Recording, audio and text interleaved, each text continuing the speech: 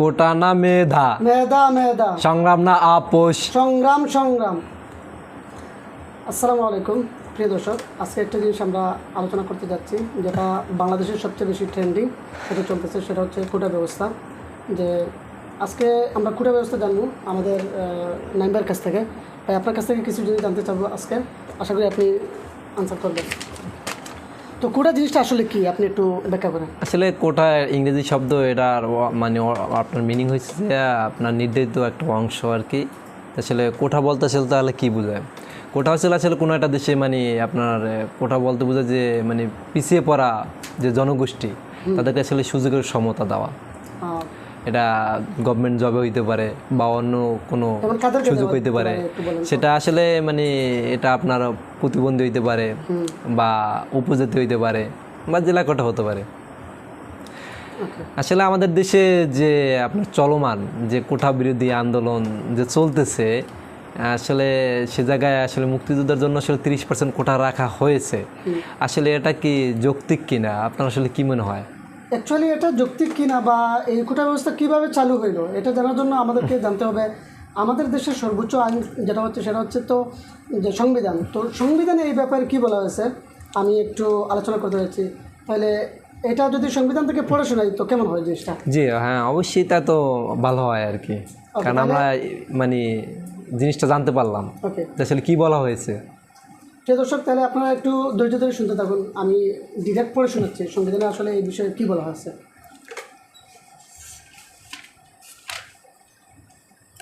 সংবিধানের 29 অনুচ্ছেদে বলা হয়েছে যে সরকারি নিয়োগ লাভের সুযোগের সমতা এ বিষয়ে বলা হয়েছে।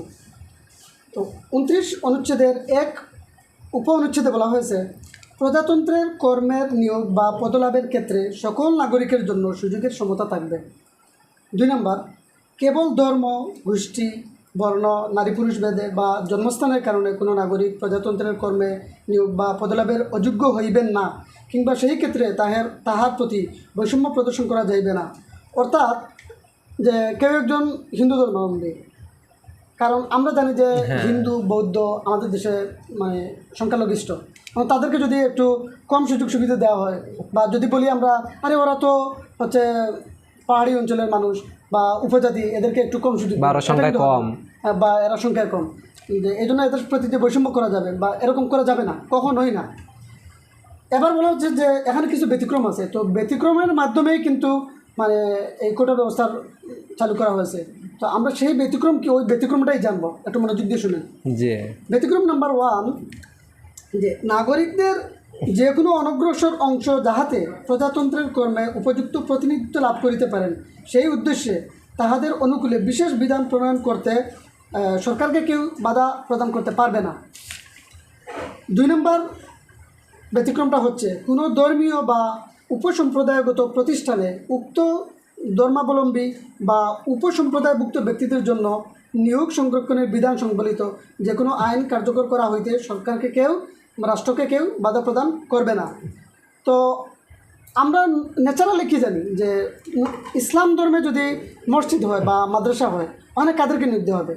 স্বভাবতই মুসলমানদেরকে। অথবা হিন্দুদের টেম্পল, ওখানে যদি কাউকে নিয়োগ দেওয়ার প্রয়োজন পড়ে তাহলে কাকে নিয়োগ দেওয়া হবে? অবশ্যই হিন্দু। তো এইভাবে সরকার আইন প্রণয়ন করতে পারে এই বিষয়ে। তো এই বিষয়ে কেউ মানে সরকারকে এখানে না গলাতে পারবে না বা সরকারকে কেউ বাধা দিতে পারবে না। 3 নম্বর যেটা বলা হচ্ছে, যে শ্রেণীর কর্মের বিশেষ প্রকৃতির জন্য তাহা নারী বা পুরুষের পক্ষে অনুপযোগী বিবেচিত হয়, সেইরূপ যে কোনো শ্রেণীর নিয়োগ বা পদ যথাক্রমে পুরুষ বা নারীর জন্য সংরক্ষণ করা হইতে রাষ্ট্রকে কেউ বাধা প্রদান করবে না। অর্থাৎ যে পদটা শুধু নারীর জন্য সংরক্ষণ করা হবে অথবা যে পদটা শুধু পুরুষের জন্য সংরক্ষণ করা হবে, এটা যদি এমন প্রয়োজন হয় তাহলে সরকার এই বিষয়ে আইন প্রণয়ন করতে পারে। এই বিষয়ে কেউ সরকারকে বা রাষ্ট্রকে কেউ কী করতে পারবে না, বাধা প্রদান করতে পারবে না। এখন আমি এই বিষয়টা পড়লাম ভাই, বুঝছেন? তো বিস্তারিত পড়ার পর এখানে কোন জায়গায় বলা হয়েছে যে মুক্তিযোদ্ধা কোটার কথা কোথায় বলা হয়েছে? আসলে দেখেন, সংবিধানে আমাদের এরকমভাবে মুক্তিযুদ্ধ কোটা সম্পর্কে আসলে কিছুই বলা নাই। আসলে আমাদের স্বাধীন হওয়ার পর বঙ্গবন্ধু শেখ মুজিবুর রহমান আসলে মানে আমাদের দেশে যে জরাজীর্ণ অবস্থা ছিল, এই থাকার কারণে যে আসলে যারা মুক্তিযুদ্ধ করছে তাদেরকে একটা মানে সুযোগ দেওয়ার জন্য মানে সরকারি চাকরি নিয়োগে একটা সুযোগ দেওয়ার জন্য আসলে বঙ্গবন্ধু আপনার দ্য ইন্টারিয়াম রিক্রুটমেন্ট অর্ডার 1972 এই পলিসির মাধ্যমে আসলে আপনার মুক্তিযোদ্ধার জন্য আসলে আপনার 30% কোঠা বহাল রাখছে আর কি। আচ্ছা, এটা তো শুধু মুক্তিযোদ্ধাদের জন্য নাকি নাকি তাদের নাতি নাতনি তাদের জন্য? না দেখেন, পলিসিতে আসলে আপনার শুধু মুক্তিযোদ্ধা যারা তাদেরকেই বলা হয়েছে। এই জায়গায় আপনার যে ছেলে সন্তান বা নাতি নাতনিদের জন্য আসলে কিছুই বলা হয় না এরকমের ভাবে। আর যেহেতু এটা একটা টেম্পোরারি আইন, এটা সাময়িক সময়ের জন্য আর কি জারি করা হয়েছিল। এটা আসলে মানে এত মানে এখন পর্যন্ত আসলে যে কোথাও বিদ্যমান আছে, এটা আসলে আমার পার্সোনালি মতে মনে হইতেছে আসলে ঠিক নেই এটা। আচ্ছা, আমাদের স্বাধীনতা প্রায় 52 বছর পার হয়ে গেছে। তো আপনি কি মনে করেন যে 52 বছর পরেও মুক্তিযোদ্ধাদের জন্য এরকম কোটার ব্যবস্থা রাখা উচিত? দেখেন, আসলে আমি পার্সোনালি মনে করি মুক্তিযোদ্ধার জন্য কোঠা রাখা উচিত। একে আসলে বা আদার্স যে ফ্যাসিলিটিস দেওয়া উচিত তাদেরকে দেওয়া উচিত। মানে এই জায়গায় আসলে দেখেন, আপনি একটা বিষয় দেখেন যে আসলে যদি মুক্তিযুদ্ধ তারা যখন মুক্তিযুদ্ধ করছে মানে তখন যদি তার বয়স 16 বছর হয়, এখন আপনার দেশের স্বাধীনতার বয়স 53 বছর চলতেছে, তাহলে তো টোটালি আপনার 69 বছর আর কি।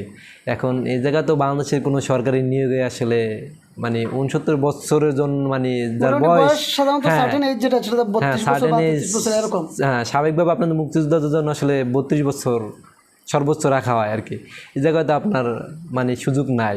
তারপরে যদি কোনো মুক্তিযোদ্ধা থাকে তাহলে তার অবশ্যই মানে তার জন্য কোনো একটা বিশেষ ব্যবস্থা রাখা উচিত, এটা মনে করি পার্সোনালি। বর্তমানে বাংলাদেশের যত গভর্নমেন্ট জব আছে এগুলোর ক্ষেত্রে যে নিয়োগ ব্যবস্থা রাখা আছে, এই নিয়োগ ব্যবস্থাতে কতটুকু কোটা ব্যবস্থা রাখা হয়েছে? দেখেন, আসলে আপনার বিসিএ যে 56% এবং রেলওয়েতে 82% এবং প্রাইমারিতে 56%, এই 96% না? জি 96%। এতগুলো পার্সেন্ট দেওয়া হয়েছে? জি। আমার বয়স মোটামুটি 25-26 চলে এখন, প্রায় গ্র্যাজুয়েশন শেষ করার পথে। তো আমি কয়েকদিন পর গ্র্যাজুয়েশন হব। তো গ্র্যাজুয়েশনের পরে আমি চাকরির প্রিপারেশন নেব। যদি এত পার্সেন্টেজ দেয়া থাকে মানে কোটার জন্য, তো আমি এখানে অ্যাকচুয়ালি কীভাবে ওদের সাথে মানে পার করে উঠবো, যেখানে এতগুলো পার্সেন্টেজ দেওয়া হয়েছে প্লাস আবার কোয়েশ্চেন ফাঁস হইতেছে। হ্যাঁ, তো এখানে তো আমার প্রায়োরিটি নাই। তাহলে আমি এত 25-26টা বছর পড়ালেখা করে তো আমার লাভটা কি? বা আমার এই দেশে যে জনগণ লাখ লাখ জনগণ মানে স্টুডেন্ট মানে আছে, বেকার আছে, তাদের জন্য তাইলে কি করা যায়? আসলে দেখেন, আমাদের দেশে তো বেকারের সরাসরি জায়গায় আসলে আমরা এখন পারি যে যেটা করতে পারি, আমরা একটা আন্দোলন গড়ে তুলতে পারি, যে একটা যৌক্তিক সংস্কার চাইতে পারি। এটা গভর্নমেন্টের কাছে আমরা দাবি করতে পারি যে আসলে একটা যৌক্তিক সংস্কার করা হোক। আসলে আমরা কোটা বাতিল চাই না, যেহেতু সংবিধানে এটা বলা হয়েছে যে আসলে পিছিয়ে পড়া জনগোষ্ঠী যেহেতু তাদেরকে একটা সুযোগ সুবিধা এটা রাষ্ট্র থেকেই করা হবে, তাদের জন্য রাষ্ট্র থেকে একটা আইন প্রণয়ন করা হবে। আমরা আসলে কোটা পুরোপুরি বাতিল চাই না, আমরা চাই একটা যৌক্তিক সংস্কার হোক এবং সেটা আপনার সর্বোচ্চ 5% রাখতে পারে, হ্যাঁ রাখা যেতে পারে, মানে যেটা যৌক্তিক সেই পার্সেন্টেজটা রাখা যেতে পারে। হ্যাঁ